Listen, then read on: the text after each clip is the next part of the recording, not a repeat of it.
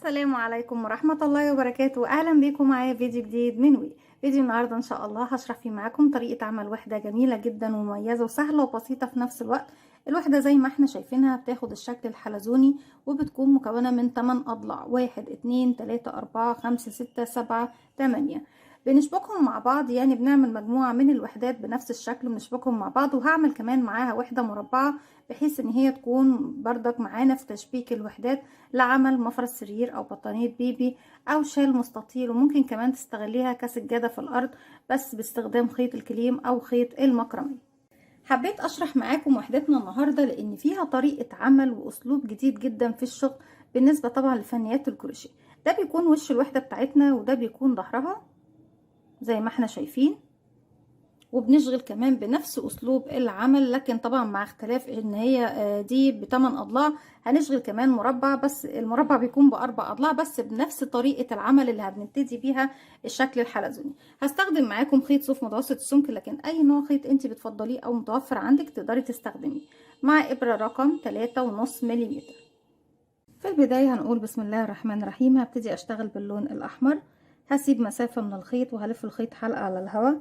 داخل الحلقة بدخل وبلف الخيط وبسحب منها تاني، طرف الخيط بشده بقى في عقدة البداية. اول حاجة هبتدي اعملها هي 4 سلاسل. عشان اعمل سلسلة بيكون عندي على الابرة حلقة، بلف الخيط وبخرج منها بسم الله كده 1 عفوا 2 3 4.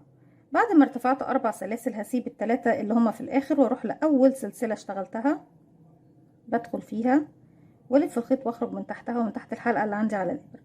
داخل الدائرة اللي كوناها بشتغل 8 غرزة عمود بلفة، وبعد كل غرزة عمود بلفة بشتغل سلسلة. طيب في البداية انا ما بعرفش اشتغل عمود بلفة مباشرة الا اذا كنت هشغل سلسلة تكون مسند ليا علشان اقدر اشتغل اول غرزة، لكن انا ما بشتغلش بالطريقة دي. دلوقتي هنشتغل ازاي؟ هنرتفع ارتفاعنا لغرزة العمود بلفة وبعد منه سلسلة. طيب ارتفاع غرزة العمود بلفة بتكون 3 سلاسل وبعد منهم سلسلة، يعني هرتفع في البداية 4 سلسلة. وعرفنا هم عبارة عن ايه: 1 2 3، بعتبر ان ده اول عمود بلفة، ورقم 4 هي السلسلة اللي بين اول عمود والعمود اللي بعده. هروح اشتغل كمان 7 غرزة عمود بلفة، بعد كل عمود فيهم سلسلة. وليه قلت 7؟ لان ده اول عمود منهم، يعني دول في النهاية التوتال هيكون 8. ازاي بشتغل غرزة العمود بلفة؟ بيكون عندي على الابرة حلقة، بلف لفة واحدة لانه عمود بلفة واحدة، بقى معايا حلقتين. هدخل الفراغ بتاعي الف الخيط واسحب واخرج. معايا على الابرة 3 حلقات، هلف الخيط واخرج من حلقتين، يتبقوا 2، هلف الخيط واخرج من حلقتين. ده العمود رقم 2 وهاخد بعد منه سلسلة رقم 3،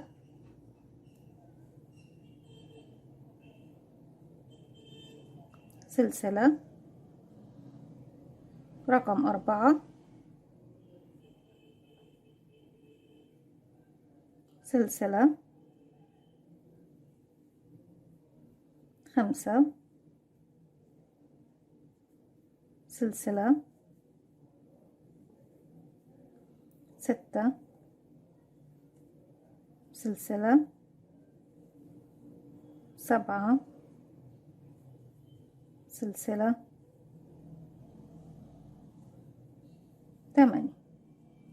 وبعد العمود رقم 8 باخد سلسلة وبأكد على العدد بتاعي: 1 2 3 4 5 6 7 8. هنروح فين يا بنات؟ هروح لتالت سلسلة ارتفاع ارتفعت بيها، 1 2 3، بدخل وبخلي معايا كمان خيط البداية نبتدي نخفيه معانا، وبسحب الخيط من تحت السلسلة التالتة ومن تحت الحلقة اللي على الإبرة بغرزة منزلقة زي ما احنا شايفين. هسحب الخيط شوية لفوق كده علشان أأمن الخيط بتاعي وابتدي اجيب اللون الجديد. زي ما قلت لكم احنا بنشرح الوحدة النهاردة دي مش بس عشان شكلها حلو، لا، عشان فيها فكرة جديدة هنتعلمها مع بعض في الكروشيه، وانتوا عارفين ان دايما بحب نشرح مع بعض كل ما هو جديد في الكروشيه. هندخل اللون التاني بطريقة جديدة جدا ومختلفة وهنشوفها مع بعض دلوقتي. هقفل عقدة بداية وهاجي دلوقتي. بصوا المكان اللي احنا كنا بنشتغل فيه تحت اهو، سلاسل البداية هي هنا. هاجي ما بين كل 2 عمود بلفة وهنزل من تحت هنا من عندي كأني بدخل اشتغل في نفس الدائرة اللي احنا ابتديناها في البداية. هدخل من وسط الدائرة واسحب السلاسل اللي احنا كنا شغالينها في البداية كده على الابرة بتاعتي، وابتدي اسحب الخيط ده من تحت. خيط طبعا البداية ده انا عايزاه في ورا هنا اهو،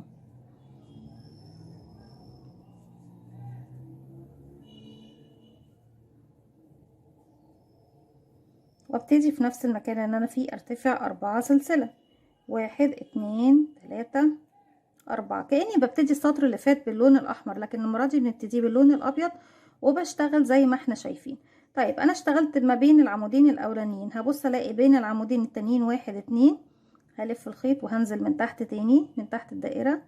بس هخرج منين؟ هخرج من المكان اللي هو الفراغ اللي ما بين العمودين اللي بعد اللي احنا اشتغلنا ما بينهم، والف الخيط واخرج، والف الخيط واخرج من حلقتين، ارجع الف الخيط واخرج من حلقتين، سلسلة، هروح للفراغ اللي بعده الف الخيط وانزل من تحت تاني واشتغل عمود بلفة،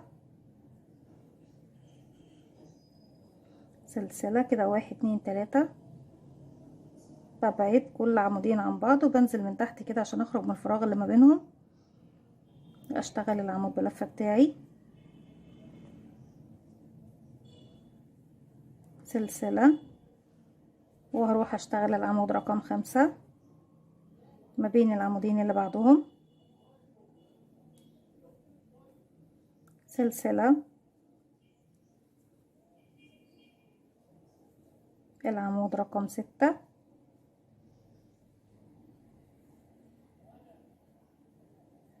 سلسلة، العمود رقم 7،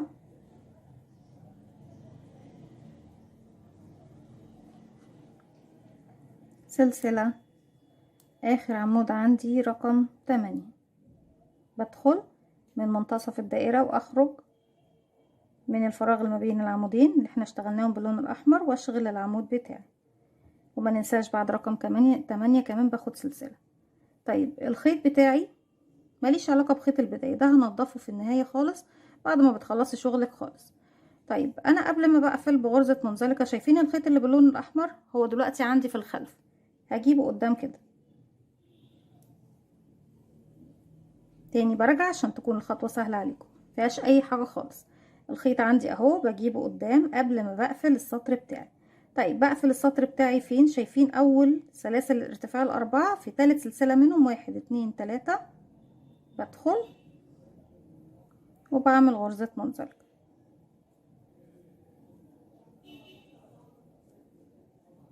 كده. بقى عندي ايه؟ بقى عندي سطر باللون الاحمر ورا وسطر باللون الابيض قدام زي ما احنا شايفين. هرفع الخيط باللون الابيض واسيبه كده ورا، وهبتدي ادخل في اللون الاحمر تاني. فين انا؟ بس انا كده صح تمام. عندي هنا دلوقتي المكان اللي انا واقفه فيه مش هشتغل فيه، انا عايزه امشي لغايه السلسله. شايفين السلسله؟ بس انا لما شديت اللون الاحمر دلوقتي اهو عندي العمود اهو اللي احنا طبعا اول 3 سلاسل والسلسله اللي بعده، همشي بمنزلقه لغايه السلسله اللي بعده. يعني انا سبت العمود خالص ما اشتغلتش فيها بنات، رحت لفين؟ رحت للسلسله اللي هي بعد العمود، هرتفع 1 2 3، وفي نفس الفراغ هو هشتغل كمان عمود بلفه فوق السلسله اللي كانت تحت، يبقى اشتغلت فوق السلسله 2 عمود بلفه. بعد ما باخد 2 عمود بلفه باخد سلسلتين، 1 2، نفس عدد الاعمده اللي هشتغله بنفس عدد السلاسل اللي بشتغلها. طيب مفروض ان انا هروح اشتغل فين؟ في المكان الاحمر التاني. طب بس دلوقتي علشان لما نيجي السطر اللي جاي نشتغل باللون الابيض، هجيب اللون الابيض بتاعي لقدام بالشكل ده. طيب هروح فين دلوقتي؟ هلف الخيط، المفروض ان انا بشتغل على السلسله اللي ورا الحمرة دي، العمود ما بشتغلش فوقيه بسيبه بروح للسلسله. بس هشتغل على السلسله منين؟ شايفين بقى مكان السلسله اللي باللون الابيض ده؟ هنزل من تحتها وهدخل مكان السلسله، يعني اسيب العمود وهدخل مكان السلسله، هسحب بقى السلسله بتاعتي دي لقدام كده. اوكي، بنزل بقى من تحتها، يعني برجع الخيط الابيض السلسله الابيض اللي ورا اهو مكان السلسله اهي، هدخل واشتغل فيها ايه؟ 2 عمود بلفه، 1 تاني في نفس الفراغ من تحت السلسله بدخل وبشتغل عمود كمان 2. اشتغلت عمودين يعني هاخد سلسلتين مسافه 1 2. هروح اشتغل فين؟ هلف الخيط على الابره وبدخل من تحت الخيط الابيض عندي من ورا سلسله اهي اللي احنا هنشتغل فيها، اخر سلسله اشتغلت فيها اهي، يعني السلسله اللي بعدها اهي بسحبها بجيبها كده. بصوا انا دخلت كده هجيبها معايا لقدام، ومن تحتها هشتغل العمودين بتوعي، واحد، تاني بنفس المكان، اتنين عمود بلفه. اصبح السلسله اللي باللون الابيض موجوده عندي هنا، هنشتغل عليها فوق وهنشوف دلوقتي ازاي.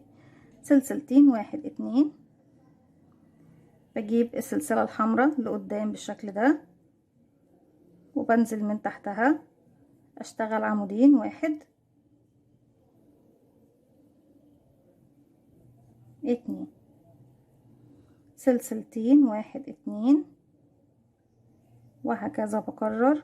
بنزل برجع السلسلة بالابيض لورا، وبطلع السلسلة بالاحمر لقدام، وابتدي اشتغل من تحتها اتنين عمود بلفة، واحد اتنين. طيب في بداية السطر ما ننساش ان احنا مشينا بمنزلقة، لان تجاهلت اول عمود احنا طبعا كنا شغالينه تحت، ورحت اشتغلت على السلاسل.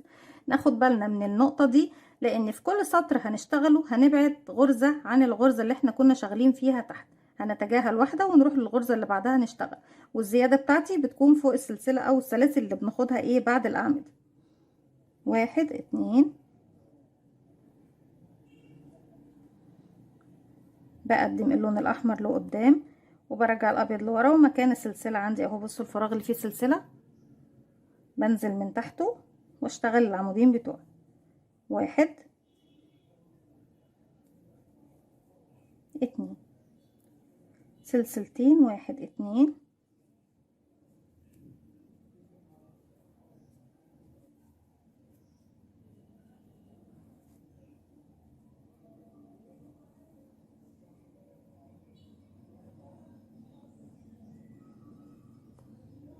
السلسله اللي بعدهم، واحد اتنين. كده معايا كام مجموعه؟ واحد اتنين تلاته اربعه خمسه سته سبعه، سلسلتين، واحد اتنين، واخر مجموعه عندي هدخل اشتغلها باللون الاحمر في السطر ده، واحد اتنين، سلسلتين، واحد اتنين، واروح فين بقى؟ واحد، يعني بس شغلنا واحد اتنين تالت سلسلة ارتفاع، بدخل فيها وبقفل بغرزة منزلقة بالشكل ده. اشتغلت السطر التاني، طبعا رجعت سلاسل للخلف، زي ما انتم شايفين كونت معايا اول دايرة. رجعت السلاسل للخلف واشتغلت على المكان اللي هو باللون الاحمر في السطر الاول. هشد الخيط بتاعي كده، ونفس الخطوة كنا مقدمين الخيط الابيض لقدام، هدخل بقى في الحلقة بتاعتي نفس اللي بعمله باللون الاحمر هو اللي هعمله باللون الابيض. انا هنا فوق تالت سلسلة ارتفاع، واحد اتنين تلاتة، همشي بمنزلقة لغاية مكان السلسلة اللي ورا اهي، عشان ابعد عن العمود الاول. العمود الاول كده انا بتجاهله ما بشتغلش فوقيه. في نفس المكان اللي انا فيه هرتفع، واحد اتنين تلاتة، وهدخل تاني في الفراغ هو اللي فوق السلسلة، اشغل عمود بلفة كمان، سلسلتين، واحد اتنين. عندي دلوقتي اللي باين قدامي السلاسل اللي باللون الاحمر، لا انا مش بشتغل عليها هي، انا بشتغل على السلاسل اللي باللون الابيض. بجيب بقى السلسله بتاعتي، العمود بتاعي اهو شايفينه، ده العمود، بروح للسلسله اللي بعده واسحبها كده اهو. بصوا السلسله اللي بعده اهي،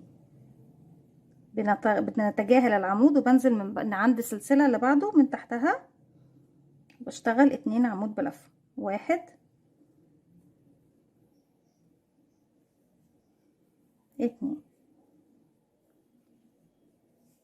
سلسلتين مسافة، واحد اتنين، هلف الخيط على الإبرة، العمود بتاعي باللون الأبيض اهو بسيبه، بروح للسلسلة اللي بعده، برجع بقى الخيط الأحمر هو اللي ورا المرة دي، وبرفع الخيط الأبيض لقدام واشتغل من تحت السلسلة اتنين عمود بلفة، واحد، فراغي اهو، بصوا السلسلة اهي وانا من تحتها كده، ما بسحبش معايا الأحمر خالص، اتنين. بصوا تلاقوا الشكل ابتدي يتداخل مع بعضه. هو نفس الشكل ده، ما تحسوش ان في فرق خالص، اني ولا بشتغل ورا ولا قدام، الشكل متداخل بشكل جميل جدا. وده بيكون الخلف بتاعه السلاسل اللي احنا طبعا ايه شايفينها، اللي احنا بنسيبها من ورا. سلسلتين، 1 2.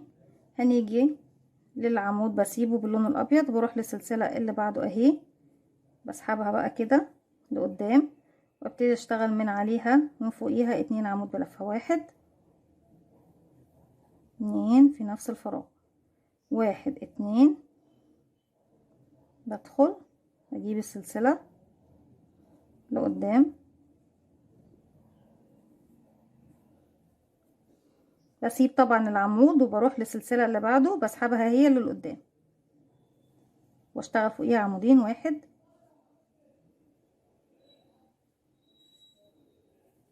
2،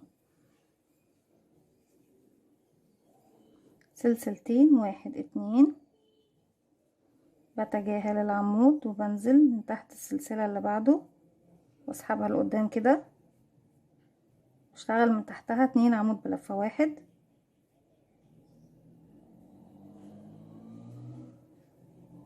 2،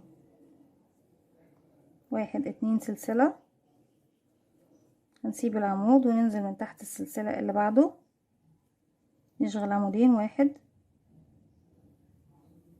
2،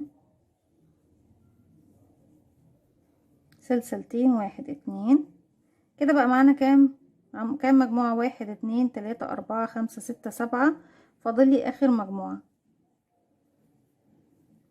العمود الاخير اهو، والسلسلة اللي بعده اهي، بجيبها لقدام وانزل اشتغل من تحتها، 1 2 عمود، سلسلتين مسافة.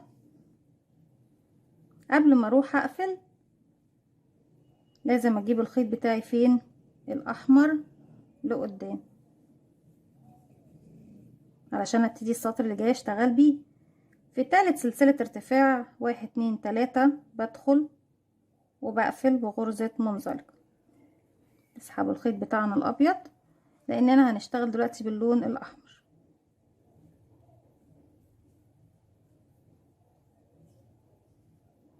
هندخل في الخيط بتاعنا تاني. طيب هنا واقفين ايه ونركز بقى على الاعداد يا بنات، لان الشكل الحلزوني بيتكون من الطريقة اللي احنا شغالين بيها دي. اول فراغ انا مش هشتغل فوقيه، هروح لتاني عمود، انا تاني عمود عندي اهو، بنزل من تحت حرف الفي بغرزة منزلقة. انا كده سبت اول فراغ ما اشتغلتهوش، سبت اول عمود ورحت للعمود رقم 2 واشتغلت. هرتفع بقى فوقيه 1 2 3، فوق العمود اللي هو رقم 2 اشتغلت عمود 1.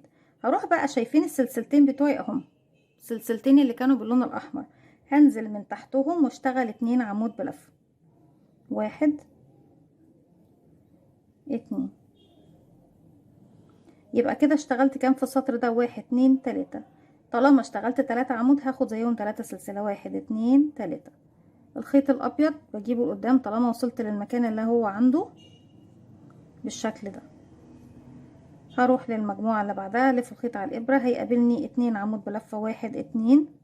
بصوا اهو، 1 2، بسيب اول واحد مشتغلش فيه واروح لرقم 2، بدخل واشتغل عمود بلفة 1،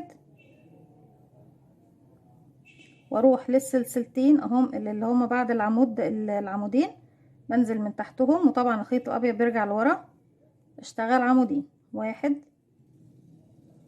تاني من تحت الفراغ اللي فيه سلسلتين بشتغل كمان عمود، 2 3 سلسلة. بما اننا اشتغلنا 1 2 3 عمود على العمود التاني و2 على السلسلتين، يبقوا 3 1 2 3. وزي ما اتفقت معاكم عدد الاعمدة اللي بتاخديها هي عدد السلاسل اللي بتاخديها. يعني السطر لو بشتغل عمود سلسلة عمود سلسلة عمود، هاخد ايه؟ زي ما بشتغل العمود باخد سلسلة، السطر اللي بعده بشتغل عمودين سلسلتين عمودين سلسلتين، يعني اخدت عمودين اخدت زيهم سلسلتين. السطر اللي بعده بقى عندي 3 اعمدة هاخد زيهم 3 سلاسل. خلاص يا بنات، الف الخيط على الابرة، عندي العمودين اللي باللون الاحمر، هسيب اول واحد مش هشتغل فيه وهنزل من تحت حرف الفي لتاني واحد، وطبعا برجع الخيط الابيض لورا واشتغل عمود فوق العمود رقم 2، وبعد منهم الاقي السلسلتين هنزل اشتغل من تحتهم 2 عمود بلف، 1 اتنين، 3 سلسلة، 1 2 3. وبكرر، بسيب اول عمود واروح لتاني عمود واشتغل عمود واحد، والسلسلتين بنزل من تحتهم واشتغل 2 عمود بلفة، 1 2. وبكرر نفس المسألة دي لغاية ما بوصل الى نهاية السطر. هكمل وارجع لكم. رجعت لكم تاني في نهاية السطر بعد ما خلصت اخر 3 عمود بلفة. باخد 1 2 3 سلسلة زي عدد الاعمدة بالظبط، اروح لتالت سلسلة ارتفاع، 1 2 3، بدخل وبقفل بغرزة منزلقة. بسحب الخيط بقى لفوق، نأمن شغلنا عشان خاطر ايه لما تيجي تشتغل السطر اللي بعد اللي هو باللون الابيض ما يفكش منك. انا هنا طبعا براجع الشغل الخيط بتاعي لورا، لكن لما بوصل للمكان اللي فيه الخيط بقدمه تاني لقدام. هنيجي بقى عند الخيط اللي باللون الابيض، بكرر نفس اللي عملته السطر اللي فات، بس المرة دي بعمله باللون الابيض. يعني هنمشي، انا هنا واقفة فوق تالت سلسلة ارتفاع فوق العمود الاول، يعني همشي بقى بتجاهل العمود الاول وامشي لغاية العمود التاني بغرزة منزلقة، وابتدي اشتغل فوق العمود التاني عمود، يعني برتفع 3 سلاسل، 1 2 3. هروح اشتغل بقى 2 عمود بلفة في السلسلتين اللي وراهم، يعني بعد العمود دوت بشتغل من تحت سلسلتين كده 2 عمود بلفة، 1 2. اصبح المجموعة معايا 3 عمود على العمود التاني وعمودين على السلسلتين اللي كانوا ايه من ورا. 3 سلسلة، 1 2 3. الف الخيط على الابرة، بسيب اول عمود ما بشتغلهوش واروح لتاني عمود، بسحبه لقدام بالشكل ده واشتغل عليه عمود، وفي السلسلتين اللي وراهم بردك بسحبهم من قدام واشتغل من عليهم 2 عمود بلفة، 1 2. يبقى عندي 1 2 3 عمود، باخد 3 سلسلة، 1 2 3. وبكرر نفس اللي احنا عملناه. انا مش محتاج ان انا اشرح فيه اكتر من كده لان هو تكرار السطر اللي فات. هكمل وارجع لكم. رجعت لكم تاني بعد ما اشتغلت اخر مجموعة مكونة من 3 غرزة عمود بلفة. باخد 3 سلسلة، 1 2 3. قبل ما بقفل السطر بتاعي بسحب الخيط بقى اللي باللون الاحمر للامام عشان ابتدي اشتغل بيه، واروح في تالت سلسلة ارتفاع باللون الابيض، 1 2 3. بدخل وبقفل بغرزة منزلقة. هسحب الخيط بتاعي لفوق وبسيبه في الخلف، ابتدي ادخل في اللون الاحمر. عندي هنا احنا طبعا كل ما بيزيد معانا عدد الاعمدة بيبان معانا الشكل اكتر، وبنقدر نحدد طبعا ايه مع العدد المكان اللي احنا شغالين فيه اكتر. يمكن في اول سطر او سطرين بتكون المسألة ضيقة شوية فمش بيكون واضح قوي. طيب انا واقفة هنا عند الغرزة الاولى اللي هي تالت سلسلة ارتفاع، مش هشتغل فيها، هروح للغرزة رقم 2، يعني هتجاهل رقم 1 وهمشي بغرزة منزلقة للغرزة رقم 2، يعني سبت اول واحدة خالص. هنا بقى عندي ايه؟ بقى عندي رقم 2 ورقم 3 والسلاسل اللي وراهم. فوق رقم 2 هشتغل 1 2 3 واعتبره اول عمود بلفة بيكون فوق رقم 2، وفوق رقم 3 بشتغل عمود بلفة 1. يبقى كده معايا 2 عمود بلفة اشتغلتهم مع العمودين اللي في النهاية. بعد كده بجيب السلاسل التلاتة، بنزل بقى من تحت السلاسل اللي بعدهم بشتغل 2 عمود بلفة، 1 تاني، 1 في نفس الفراغ، 2. يعني بقى معايا كام المجموعة المرة دي؟ بقى السطر ده بقى معايا كام؟ بقى معايا 1 2 3 4. طيب اشتغلتهم فين؟ تجاهلت اول عمود بلفة من تحت ورحت اشتغلت رقم 2 ورقم 3. والتزايد جه معانا فين يا بنات؟ ان انا بشتغل دايما على السلاسل 2 عمود بلفة في اي سطر من السطور، حتى لو هتتزايدي وتعملي الشكل الحلزوني ده كبير جدا ايا كان عدد السطور بتاعه. بنفس الطريقة دي ان انا فوق مكان السلاسل بعمل 2 عمود بلفة، لكن الاعمدة بتجاهل دايما العمود الاول، وفي الاعمدة اللي باقية بشتغلها. انا ليه قلت الاعمدة اللي باقية ما قلتش 2 بس؟ لان انتي على مدى ارتفاعك للسطور اللي جاية كلها فوق كل اللي انا بتجاهله هو العمود رقم 1 بس، لكن بقية الاعمدة اللي بعده بشتغلها بشكل طبيعي في كل عمود منهم عمود. طيب هنا 1 2 3 4، معنى كده اني هاخد زيهم 4 سلاسل، 1 2 3 4. وبروح اشتغل فين؟ انا بتجاهل طبعا اللي باللون الابيض ماليش علاقه بيه، انا بشتغل السطر ده احمر، يعني بشتغل فوق الحاجات اللي فوق الغرز الاحمر. هسيب اول غرزه مش هشتغل فيها اهي، بتجاهلها وهروح لتاني غرزة اشتغل فوقيها عمود، واحد عمود، والعمود اللي بعده رقم 3 بشتغل فوقيه واحد عمود، يبقى كده 2. هيقابلني السلاسل من تحت، هنزل من تحتهم اشتغل عمودين، واحد، 2، اصبح معايا كده 4، 1 2 3 4، 2 عمود على 2 عمود في الاخر من التلاتة، وعمودين على السلاسل التلاتة، بقى معايا 4 اعمدة، يعني باخد زيهم 4 سلاسل، 1 2 3 4. بسيب اللون الابيض خالص، بروح للاحمر بقدمه لقدام كده، وبرجع الخيط الابيض لورا، اول عمود بسيبه، تاني عمود بدخل واشغل فوقيه عمود كده، واحد، واللي بعده عمود يبقى 2، والسلاسل بشتغل عليها عمودين، يعني 3 4. بعد الاربع اعمدة 1 2 3 4، عدد السلاسل مساوي لعدد الاعمدة. بكرر المعلومة دي عشان محدش يتلخبط. هكمل بقى السطر بتاعي لغاية ما اوصل لنهايته وارجع لكم نكمل مع بعض. رجعت لكم تاني في نهاية السطر بتاعي بعد ما خلصت طبعا اخر 4 سلاسل. لتالت سلسلة ارتفاع بدخل واعمل غرزة منزلقة واسحب الخيط بتاعي لفوق. لما باجي بوصل لمكان الخيط دوت، اوعوا تنسوا ان انتوا تقدموه لقدام علشان تعرفوا تشتغلوا بعد كده في السطر اللي بعده. لو سبتوا الخيط لورا، الخيط طبعا هتضطر يتفك السطر بتاعك كله علشان تقدمي الخيط بتاعك لقدام. خلاص يا بنات، يعني لازم اجيب الخيط بتاعي لقدام كده. انا صحيح برميه دلوقتي ورا، لكن لما بوصل للمكان دوت قبل ما بقفل السطر الجديد بتاعي باللون الابيض، بكون قدمت الخيط باللون الاحمر لقدام. انا بس دلوقتي مش محتاجاه قدام، هنقدمه وقت ما نيجي للمكان ده. بدخل في غرزتي، السطر اللي فات بكرره هو بس باللون الابيض. احنا عندنا هنا 3 غرز، 1 2 3، بتجاهل اول غرزة وبمشي عند التانية بغرزة منزلقة سليب ستيتش، وببتدي ارتفع 1 2 3 سلسلة، وبعتبرها عمود فوق العمود رقم 2، واروح فوق رقم 3 كمان، بنزل بالشكل دوت. برجع السلاسل باللون الاحمر لورا لاني بشتغل في الابيض بس، بشتغل عمود بلفة كده. اشتغلت على العمودين اللي هم رقم 2 و3، هروح للسلاسل بجيبها لقدام بردك واشتغل فوقيها عمودين، يبقى 3. رقم 4 عندي في المجموعة دي بردك على السلاسل اللي هي التلاتة الأربعة اللي تحت، 3 عفوا. هنا بقى عندي 1 2 3 4، باخد 4 سلسلة، 1 2 3، بسيب اللون الأحمر كالمعتاد، بلف الخيط بتاعي، باجي هنا بقى بعدل الشغل بتاعي، عندي عمود 2 3، هسيب أول واحد مش هشتغل فيه وهروح لرقم 2، برجع السلاسل الحمراء لورا واشتغل عمود بلف فوق رقم 2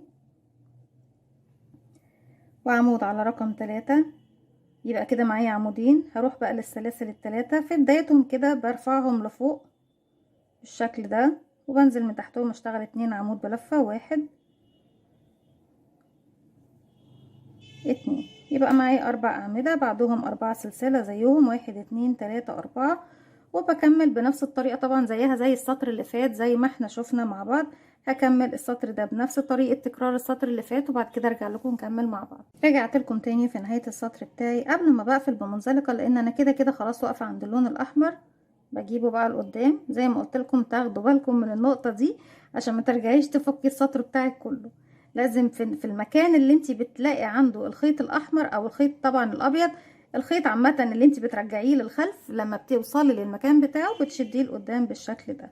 بعد كده عندنا في ثالث سلسله ارتفاع بعد ما خدت 4 سلاسل بقفل بغرزه منزلقه،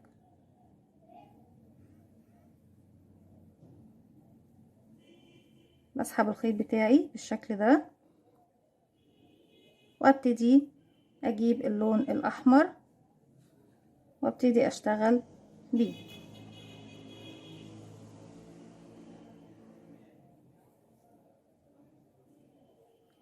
هنا واقفين عندنا بقى تحت ايه، عندنا 1 2 3 4.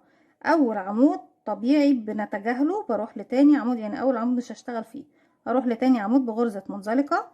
عفوا يا بنات بس الكاميرا فصلت. هي نفس الطريقة اللي انا بشتغل بيها لغاية ما بوصل لعدد سطور للشكل ايه. احنا كده ماشيين دائرة على فكرة، لسه ما كوناش الشكل ايه اللي هو 8 اضلاع بتاعنا. بمشي بالطريقه دي لغايه ما بوصل لعدد السطور اللي انا حباه، ايا كانت بقى حجم الوحده اللي انت حابه تعمليه. برتفع في نفس المكان اللي احنا واقفين عنده بعد ما مشينا منزلقه. انا عندي هنا 4 غرز، سبت منهم واحده اتبقى لي 3. هشتغل فوق كل واحده فيهم عمود بلفه كده، 1 2 3. اشتغلت فوق رقم 2، هروح لرقم 3، بنزل من تحت كده وبرجع الخيط الابيض لورا واشتغل رقم 2 ورقم 3. رقم 3 هلاقيه فوق رقم 4 من تحت. هيقابلني بقى السلاسل، بصوا بسحبها كده وباجي من تحت السلاسل اشتغل 2 عمود بلفة، 1 2. اصبح المجموعة معايا كام؟ اشتغلت على، كان معايا تحت 4، سبت منهم 1 واشتغلت على ال3 اللي بعدهم، ورحت للسلاسل اشتغلت 2 عمود بلفة، بقى معايا 3 و2 يبقوا 5. بقى معايا عدد الأعمدة 5، يعني زيهم بالظبط عدد السلاسل، 1 2 3 4 5. هروح للمجموعة اللي بعدها. طبعا ماليش علاقة باللون الأبيض، اللون الأبيض بشتغله لما يجي سطر اللون الأبيض. أنا هنا بصوا وصلت لفين، لقيت نفسي عند الخيط باللون الأبيض، بقدمه بقى هو لقدام وببتدي أشتغل زي ما أنا طبيعي، بس لازم أقدم الخيط اللي باللون الأبيض لقدام علشان ما اجيش في نهاية السطر الاقي نفسي ما سحبتهوش، ولما اجي اشتغل على وش الشغل هضطر افك السطر تاني لان هو بيكون خلف الشغل. لازم تقدمي الخيط بتاعك لقدام. بسيب بقى اللون الابيض خالص، ماليش علاقة بيه. عندي هنا الاعمدة الاربعة، 1 2 3 4. بسيب اول واحد ما اشتغلش فيه واروح لرقم 2، برجع الخيط الابيض لورا وانزل من تحت حرف في للغرزة بتاعتي واشتغل. ده 1، والعمود اللي بعده كمان 1 يبقى 2، والعمود اللي بعده كمان 1 يبقى 3. ال4 وال5 بيكونوا فوق السلاسل بتوعي اللي هنا دول، بسحبهم بالشكل ده واشتغل العمودين بتوعي. 1 يبقى 4، وتاني 1 يبقى 5 زي ما احنا شايفين، والشكل الحلزوني بتاعنا بيبان او اكتر ويوضح. 5 سلسلة، 1 2 3 4 5. وبكرر دوت لغاية طبعا ما بوصل الى نهاية الراوند. هكمل وارجع لكم، والسطر اللي جاي هيكون باللون الابيض، هو تكرار السطر اللي احنا فيه ده. رجعت لكم تاني بالشكل ده في نهاية السطر بتاعنا. بعد ما خدت السلاسل بتاعتي بروح 1 2 3، تالت سلسلة ارتفاع بقفل بغرزة منزلقة. بسحب بقى الخيط الاحمر بالشكل ده وبسيبه لغاية ما بوصل ليه.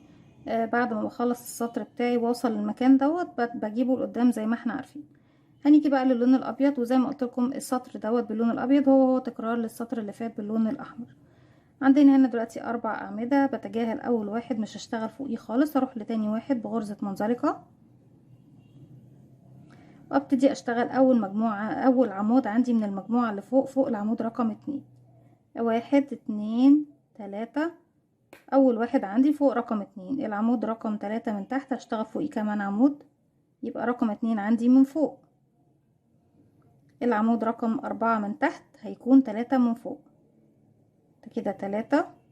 ويقابلني السلاسل برفعها لفوق بالشكل ده وبأخر اللون الأحمر لورا واشتغل عمودين على اللون الأبيض من السلاسل.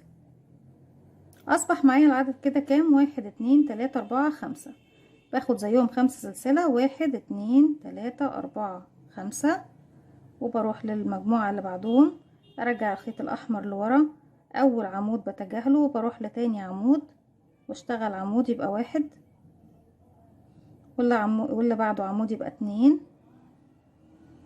واللي بعده عمود يبقوا 3. بس كده لا، فاضل لي السلاسل بسحبها كده شوية واشتغل فوقيها عمود يبقى 4، وعمود كمان يبقوا 5.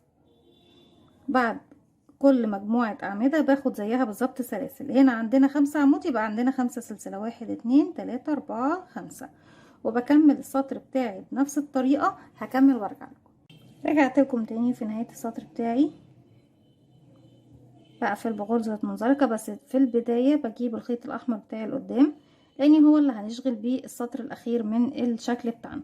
لو حابين تعملوا العكس وتخلوا اللون الأبيض هو اللي هتختموا بيه، يبقى يعني ابتدوا عكس ما أنا بديت. لو أنا مثلا بديت بلون انتوا ابتدوا باللون التاني. هنروح بقى لتالت سلسلة ارتفاع، 1 2 3. وبقفل بغرزة منزلقة. خلاص اللون الابيض كده انا مش محتاجاه. هبتدي اشتغل السطر الاخير من اللون الاحمر، والاخير في الوحدة بتاعتي كلها على فكرة. هاجي بقى هسيب اول عمود وبروح لتاني عمود، بشغل غرزة منزلقة وابتدي ارتفاع 1 2 3، واعتبر نفسي اشتغلت فوق تاني عمود من تحت غرزة عمود بلفة. هروح للعمود اللي بعده واشتغل عمود، يبقى كده رقم 2، واللي بعده كمان عمود، يبقى عندي كده من فوق رقم 3. بعد ما اشتغلت 3 غرزة عمود بلفة،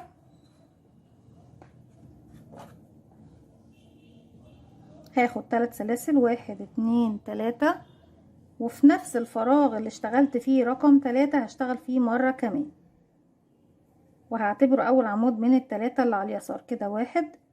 كده بقى هشتغل في العمود اللي بعده عمود 1، يبقى 2، وهروح للسلاسل اللي تحت دي وهسحبها واشتغل فوقيها المرة دي بس عمود 1.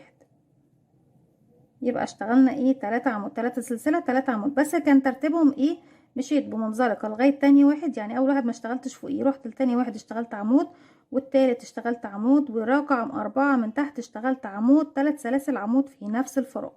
رحت الرقم 5 اشتغلت عمود، وبعد كده رحت للسلاسل اشتغلت بردك عمود 1.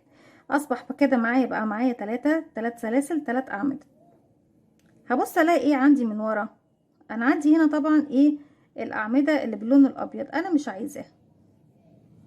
من الخلف كنا طبعا سايبين السلاسل بتاعتنا، هروح اشتغل عليهم 4 غرزة عمود بلفة، واحنا كنا شغالين عليهم عمود بس من الامام كده، بس انا هروح من الظهر كده واشتغل عليهم كمان 4 عشان يكونوا ايه ال5 بتوعي من تحت.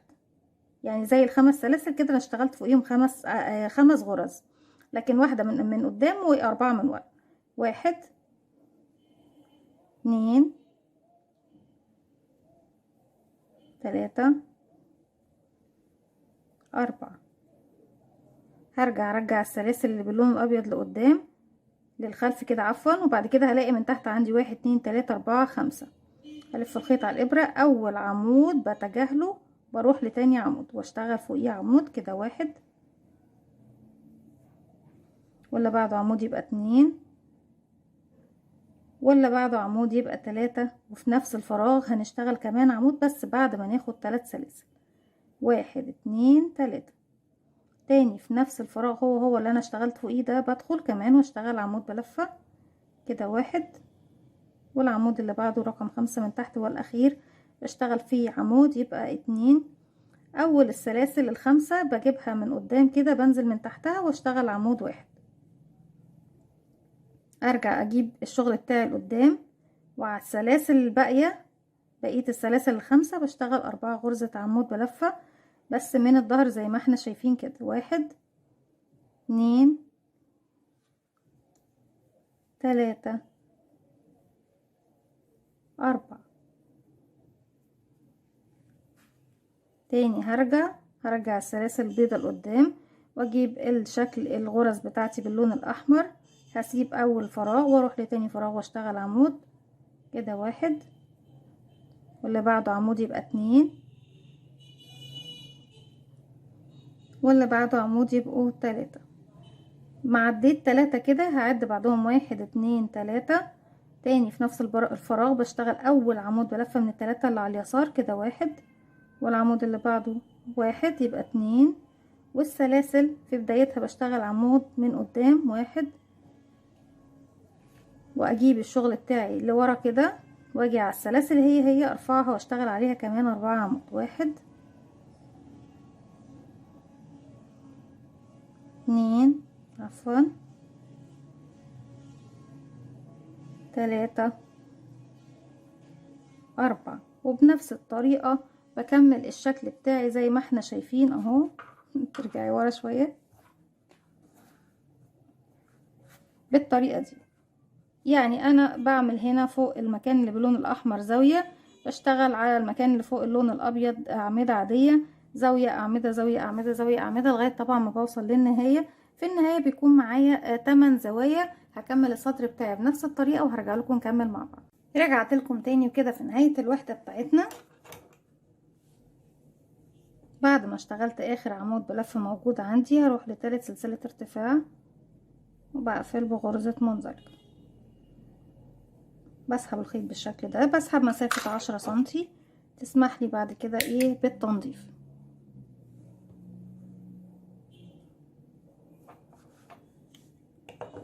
كمان اللون الابيض نفس الشيء.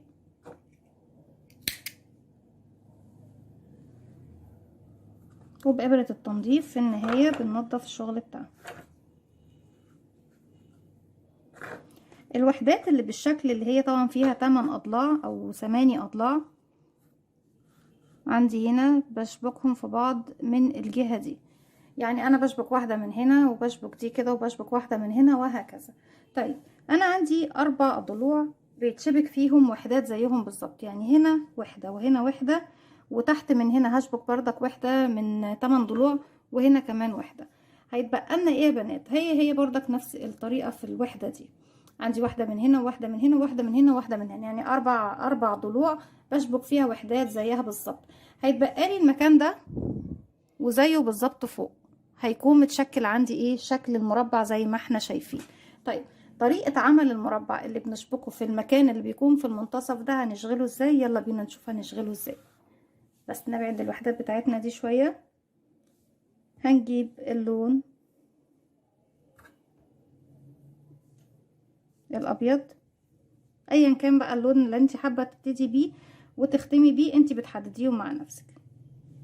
هسيب مسافة من الخيط، بلف الخيط حلقة على لها بالشكل دوت، بدخل داخل الحلقة الف الخيط واخرج، طرف الخيط بشده بقى في عقدة البداية وهرتفع تاني 4 سلاسل نفس البداية اللي ابتديتها للشكل اللي هو فيه 8 ضلوع.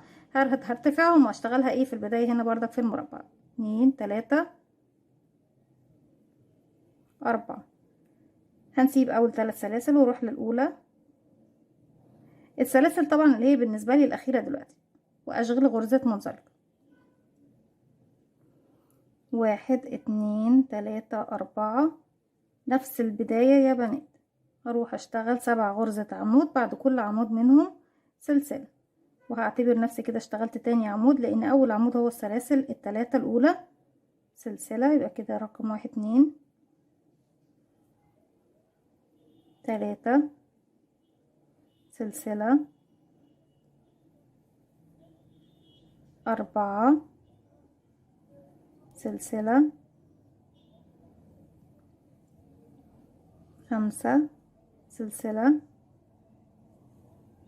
6 سلسلة 7 سلسلة 8 سلسلة. وبعد ما خلصت رقم 8 بروح لتالت سلسلة ارتفاع، عندي 1 2 3 وبقفل بغرزة منزلق بالشكل ده. هسحب الخيط بتاعي كده للخلف وابتدي اجيب اللون الاحمر، نقفل عقدة بداية وبسحبها من تحت هنا ما بين كل 2 عمود زي ما عملنا بالظبط في الوحدة الاولى بتاعتنا. ابتدي اسحب الخيط منها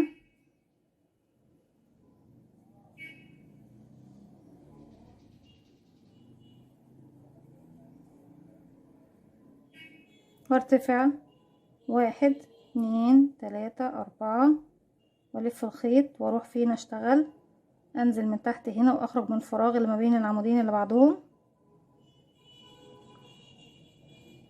واشتغل العمود بعد منه سلسلة. كده عندي 1 2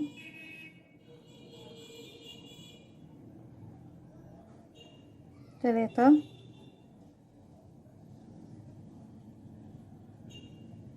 سلسلة 4 سلسلة 5 سلسلة 6 سلسلة 7 سلسلة رقم 8 سلسلة وطبعا 8 يعني الاخير. لو هنكمل باللون الابيض هسحبه لقدام بالشكل ده،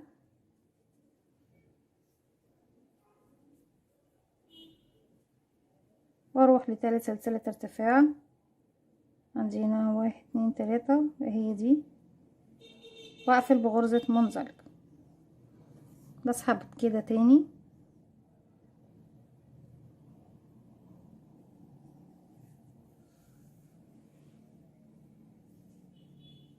في نفس المكان اللي انا واقفة فيه هرتفع، عفوا همشي على العمود الاول، همشي على من العمود للمكان اللي بعده للسلسلة بمنزلقة، وارتفاع 1 2 3، وفي نفس المكان فوق السلسلة بشتغل كمان عمود، 2 سلسلة 1 2، واروح للفراغ اللي بعده فوق السلسلة، بتجاهل العمود واروح للفراغ اللي فوق السلسلة نفسه، اشتغل 2 عمود، 1 2 سلسلتين 1 2، هتجاهل العمود اللي وراهم واروح للسلسلة اشتغل فيها 2 عمود، 1 2 سلسلتين 1 2،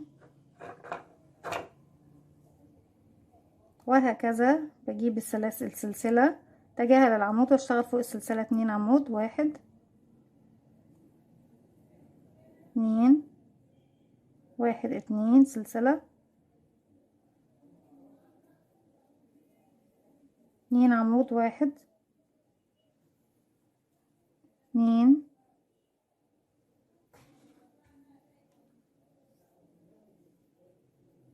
وبكمل بنفس الطريقة 1 2 سلسلة، وهكمل لغاية ما اوصل لنهاية السطر. رجعت لكم تاني بالشكل ده بعد ما خلصت السطر بتاعي. بعد ما خدت سلسلتين هروح لتالت سلسلة ارتفاع واشتغل غرزة منزلقة بالشكل ده زي ما احنا شايفين. هكمل باللون الابيض. وزي ما قلت لكم يعني انتوا ترتبوا الالوان زي ما انتوا حابين، تشوفوا حابين تختموا باي لون مفيش مشكلة. لو ابتديتوا باي لون وحابين تختموا باللون اللي بعده هتقصوا الخيط وتبتدوا توصلوه في المكان اللي انتوا عاوزين تشتغلوا فيه. في نفس المكان اللي انا واقفة عنده هرتفع 1 2 3، وهعتبر نفسي اشتغلت اول عمود، وتاني فوق اول فراغ هو نفس الفراغ هو اشتغل كمان عمود بلف. بعد كده 3 سلسلة 1 2 3، وفي العمود اللي بعده هشتغل 2 عمود بلفة في نفس الفراغ ده، 1 تاني في نفس الفراغ 2. يبقى اشتغلنا على اول عمودين ايه، اشتغلت فوق كل واحد فيهم مرتين وما بينهم اخدت 3 سلاسل. السلسلتين اللي بعدهم هشتغل بقى ايه 2 غرزة نصف عمود. طيب غرزة النصف عمود بنشتغلها ازاي؟ بيكون عندي على الابرة حلقة، بلف الخيط لفة واحدة بقوا معايا حلقتين، هنزل من تحت السلاسل الف الخيط واسحبه واخرج معايا كده على الابرة 3 حلقات، الف الخيط واخرج منهم 1 2 3. دي كده اول غرزة نصف عمود، وكمان واحدة نصف عمود. هيقابلني العمودين اللي بعدهم هشتغل فوق كل واحدة فيهم غرزة حشو. طيب غرزة الحشو بتكون ازاي؟ يكون عندي على الابرة حلقة، بدخل فراغي فوق العمود اسحب الخيط واخرج معايا على الابرة حلقتين، بلف الخيط واخرج منهم هما الاتنين. كده اول عمود اشتغلت فوقيه حشو، تاني عمود اشتغلت فوقيه حشو، ارجع تاني اشتغل 2 نصف عمود على السلسلتين، 1 2، وارجع اكرر العمودين دول هشتغل فيهم زاوية. يعني اول عمود هشتغل فوقيه 2 عمود بلفة، 1 وتاني في نفس الفراغ 2 وثلاث سلاسل، 1 2 3، والعمود اللي بعده اشتغل فوقيه عمودين، 1 2. بعد كده الفراغ اللي فيه السلسلتين اشتغل فيه 2 نصف عمود، 1 2 2 هاف دبل كروشيه، وبعد كده الاتنين عمود دول هشتغل عليهم 2 سنجل كروشيه، يعني 2 غرزة حشو، 1 2 السلسلتين اشتغل عليهم 2 هاف دبل كروشيه، يعني غرزتين نصف عمود، 1 2. ارجع بعد كده اكون زاوية تانية على العمودين دول. اول عمود بشتغل عليه عمودين و3 سلاسل، وبعد كده العمود اللي بعده عمودين، وبكرر اللي احنا عملناه يا بنات زي ما احنا شايفين. هكمل بقى لغاية ما اوصل لنهاية السطر وارجع لكم. رجعت لكم تاني بعد ما خلصت خلاص. في نهاية السطر عملت 2 غرزة نصف عمود، في 3 سلسلة ارتفاع بنقفل بغرزة منزلق. كده بتكون انتهت الوحدة بتاعتي بشكل مربع. طيب مكانها بيكون فين يا بنات؟ احنا كده اتفقنا مع بعض ان الوحدات بتاعتي عرفنا هنشبكها مع بعض ازاي. بيكونوا وحدات جنب بعضهم كده في الجوانب زي ما احنا شايفين، وبيكون عندي كمان واحدة من فوق واحدة من تحت، واحدة من فوق واحدة من تحت. طيب المكان ده كده بيكون فاضي، بجيب المربع بتاعي بسم الله الرحمن الرحيم، وهو دوت اللي بيتشبك فيه المكان دوت. وبيكون عندي طبعا فيه فوق وحدة تانية زي دي، وفي فوق هنا وحدة تانية زي دي بتقفل عليه من الجانبين اللي هم موجودين عندنا فوق. وهكذا بردك بحط من الطرف اللي تحت دوت وحدة مربعة زي دي.